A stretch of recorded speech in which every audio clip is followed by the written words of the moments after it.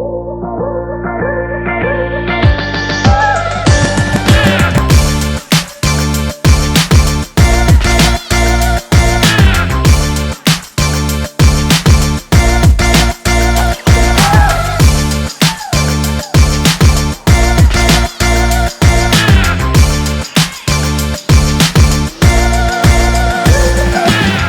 up guys, balik lagi di Kelo Vlog. Jadi hari ini kita bakal bikin video Q&A tentang Kejurnas Barongsai 2022 yang lalu. Dan sekarang gue udah ngumpulin beberapa pertanyaan dari kalian, dan pertanyaan yang terpilih akan langsung aja dijawab. Jadi mau tau gimana soalnya? Ini dia. Yo! Oke, pertanyaan pertama yaitu dari tim poki.ind.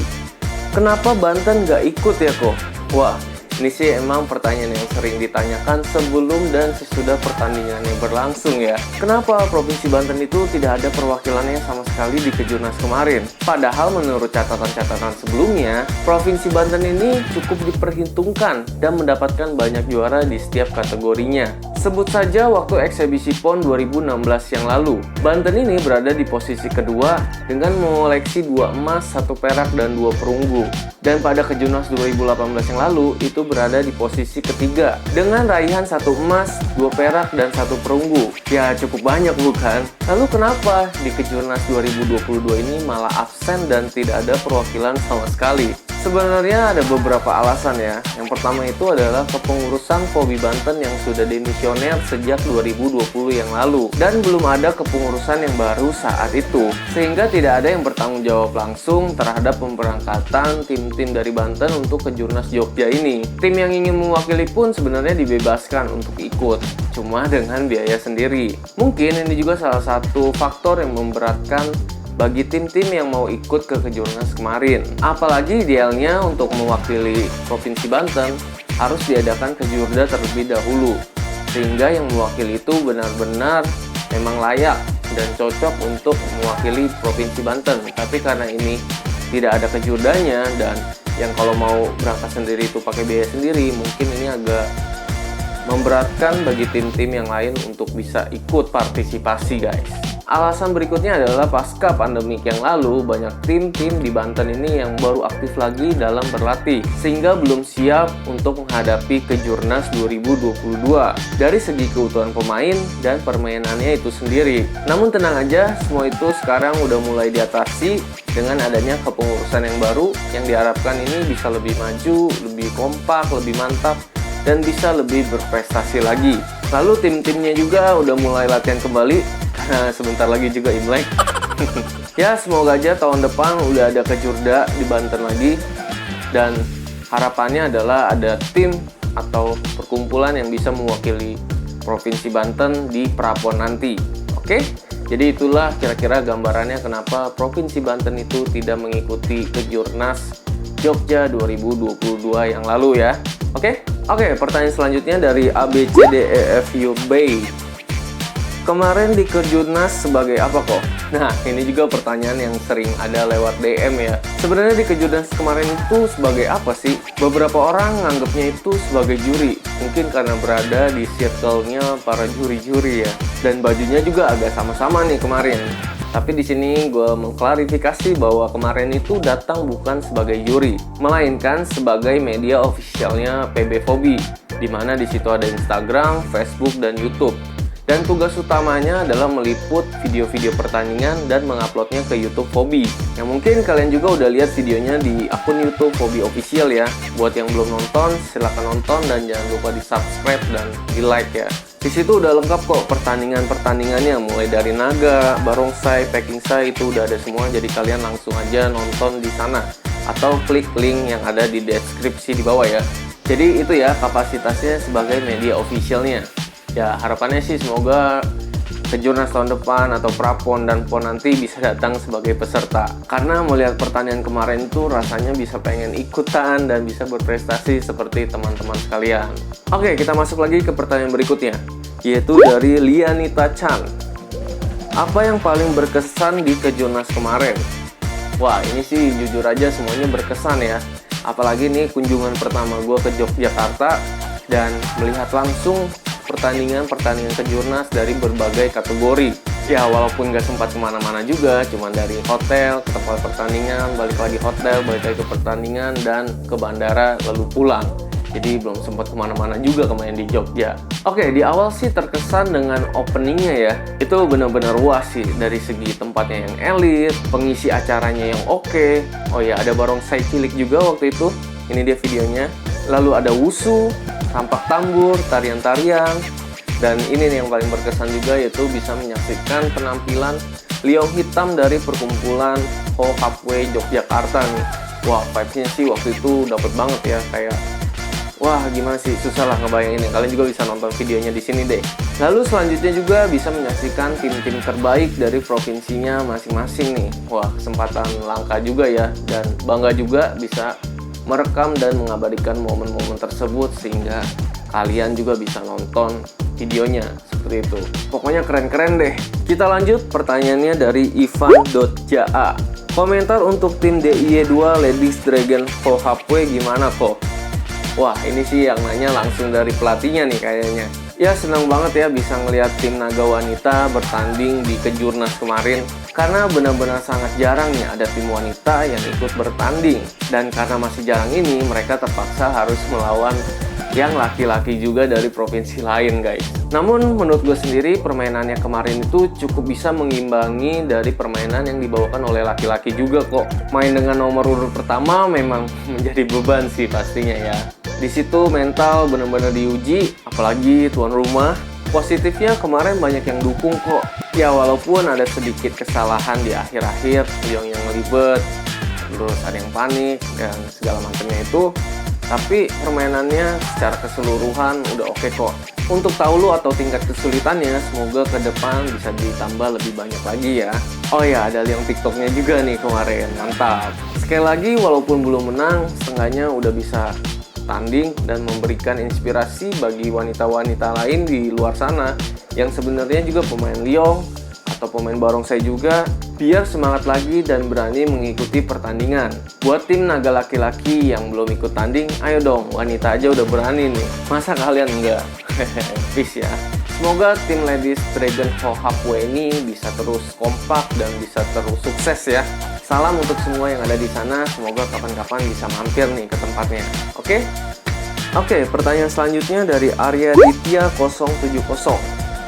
Siapa yang juara satu di Kejurnas Naga Tradisional? Mungkin maksudnya naga taulu bebas kali ya. Yang juara satu itu kemarin dari Provinsi Jawa Tengah guys. Mereka berhasil main dengan rapi dan tanpa melakukan kesalahan. Wow, mantap. Total nilai yang diraih adalah 9,02. Wah, tinggi sekali ya.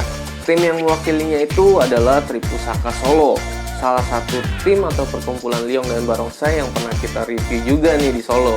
Jadi selamat buat Provinsi Jawa Tengah, khususnya untuk teman-teman di Tripusaka Solo. Semoga ke depan kita bisa satu pertandingan. Ciao. Oke, pertanyaan selanjutnya dari RuXNWar03.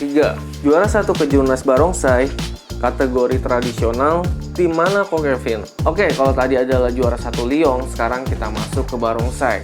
Juara satu barongsai diraih oleh Provinsi Jawa Barat dengan bertemakan perjuangan seekor singa jantan gagah berani membantu sang jawara mengambil tombaknya kembali. Dalam perjalanannya, sang singa pun harus berhadapan dengan seekor ular beracun yang menyerang mata dari singa tersebut. Sang singa pun marah dan membunuh ular tersebut, kemudian berhasil mengembalikan tombak sang jawara. Wah, dari segi alur cerita sih ini keren ya guys, dan nyambung juga nih permainannya. Sesuai lah sama alur ceritanya. Mereka juga berhasil bermain dengan mulus dan tanpa melakukan kesalahan. Wow, nilai yang diraih adalah 8,85.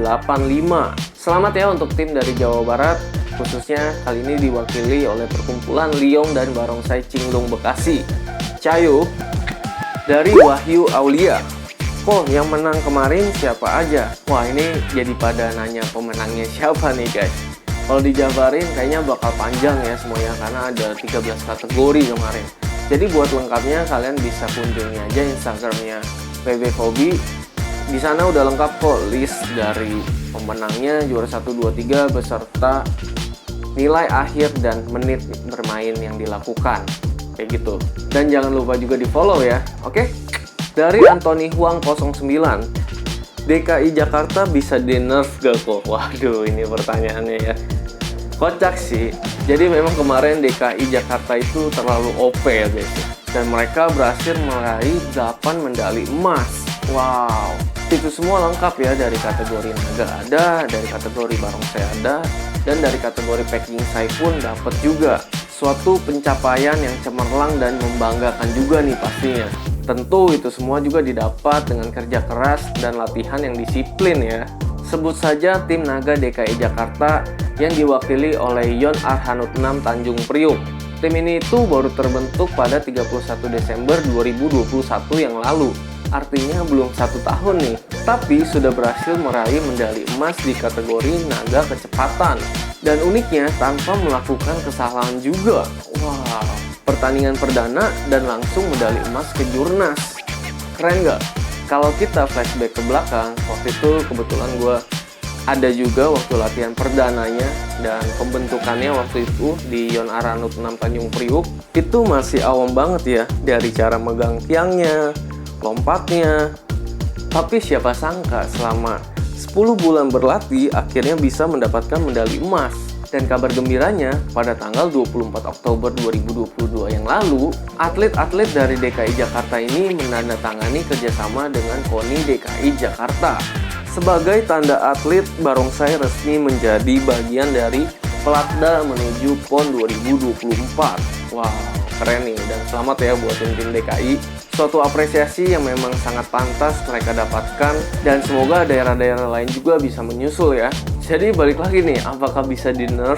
Buat yang belum tahu nerf itu apa, nerf itu adalah cara yang digunakan untuk menurunkan status hero yang overpower. Biasanya sesuatu yang mendapatkan nerf itu dianggap terlalu kuat atau OP, overpower, sehingga harus mendapatkan pengurangan. Atau kalau dalam pertanyaan ini bisa diartikan apakah DKI Jakarta itu bisa dikalahkan? Jawabannya ya bisa aja. Balik lagi ke diri sendiri, bisa gak disiplin dalam latihan dan konsisten secara terus-menerus. Jangan cuma latihan kalau ada pertandingan doang. Karena setahu gua, di DKI Jakarta itu, khususnya Kongaung itu, mereka itu tetap latihan, ada atau tidak adanya pertandingan. Jadi ketika pertandingan itu berlangsung, ya udah biasa aja kayak latihan. Jadi nggak gugup lagi, dan bisa menampilkan yang terbaik, karena udah biasa kayak gitu. Jadi itu ya jawabannya, balik lagi ke diri kalian masing-masing, seperti itu. Oke, kita masuk ke pertanyaan selanjutnya dari Johnson Leonardi. Kontingen Aceh keren gak kok? Nah, ini salah satu yang buat berkesan juga ya. Kontingen Aceh guys, dimana fisik pemainnya ini kalau gue bilang sih benar-benar kuat ya. Karena mereka ini sudah bermain di barongsai tradisional dan barongsai tonggak, lalu juga main di barongsai kecepatan, barongsai alang rintang, dan barongsai ketangkasan dengan orang yang sama. Dan khususnya di ketangkasan ini mereka berhasil mencapai final semuanya dari 3 kategori ketangkasan. Wow, itu sih benar-benar kuat ya. Jadi habis main ketangkasan Chow, main lagi di ketangkasan Sangtue dan Wayau kayak gitu. Ya walaupun belum ada yang mendapatkan emas saat itu perak semua dari ketiga final tersebut. Tapi menurut gue sih itu udah keren banget sih, dan salah satu pencapaian yang tinggi juga pastinya. Sukses terus ya buat kontingen Aceh, dan semoga juga bisa datang ke tempat latihannya kapan-kapan di sana. Oke, lanjut lagi dari Rizky Chandra 60. Menurut Ko Kevin, tim packing sai mana yang paling bagus tampilnya kemarin kok? Nah, sekarang kita bahas packing sai ya. Memang kategori packing sai ini memang sangat jarang ya, dan masih sedikit pesertanya. Yaitu kemarin tuh cuma ada 5 peserta doang, yaitu dari Jawa Barat, Jawa Tengah, Sumatera Barat, Sumatera Utara, dan DKI Jakarta. Dan kayaknya kalau packing sai itu lebih berat dan lebih susah juga mainnya. Kemarin itu setiap tim melakukan kesalahan, tidak ada yang bermain secara mulus di kategori packing sai taulu bebas. Banyak yang miss juga nih, tapi secara penampilannya tetap oke kok, dan bisa menyelesaikan sampai akhir permainan. Jadi kalau ditanya siapa yang paling bagus, menurut Koko juga setuju dengan penilaian juri yang telah diberikan, yaitu kalau juara tertinggi untuk packing sai taulu bebas diraih oleh Sumatera Barat, dan packing sai kecepatan itu diraih oleh DKI Jakarta. Seperti itu. Kita lanjut lagi dari Barka Amanto. Tim favorit selama ke Jurnas. Waduh, ini pertanyaannya ya. Sebenarnya semua favorit sih, karena mereka adalah yang terbaik dari provinsinya masing-masing. Cuma kalau harus disuruh memilih, pertama mungkin yang pasti adalah DKI Jakarta, karena dengan prestasinya yang luar biasa itu pasti semuanya juga kagum dan terpesona ya. Dan mereka juga berhasil mendapatkan juara umum tentunya di kategori barongsai dan pekingsai. Lalu tim Jawa Tengah yang diwakili oleh Sanpo di kategori barongsai taulu bebas. Kenapa? Karena mereka benar-benar terlihat fight untuk bisa mendapatkan yang terbaik, medali emas tentunya ya. Dengan gerakan-gerakan akrobatik barongsai yang ekstrim banget nih kalau menurut gua. Ya sebenarnya bisa aja sih mereka main aman atau main biasa aja untuk bisa mendapatkan medali. Tapi salutnya mereka itu berani untuk bermain beda dari yang lain. Ya walau di akhir-akhir mereka harus terjatuh, tapi setidaknya mereka sudah berani mencoba hal yang luar biasa dan bisa menyelesaikan permainan sampai akhir walau sudah terjatuh. Jadi comeback stronger ya. Oke, selanjutnya dari Syakti Bocil Second. Koko Risiga pasti panggil-panggil kemarin selama Kejurnas. Ya ini banyak banget sih yang kemarin manggil-manggil atau minta foto. Terima kasih buat yang udah notice ada gue di sana. Berarti K-Vlog ini sudah banyak ditonton oleh teman-teman di daerah-daerah ya. Jadi balik lagi kalau ditanya risih atau enggak, aku bilang enggak.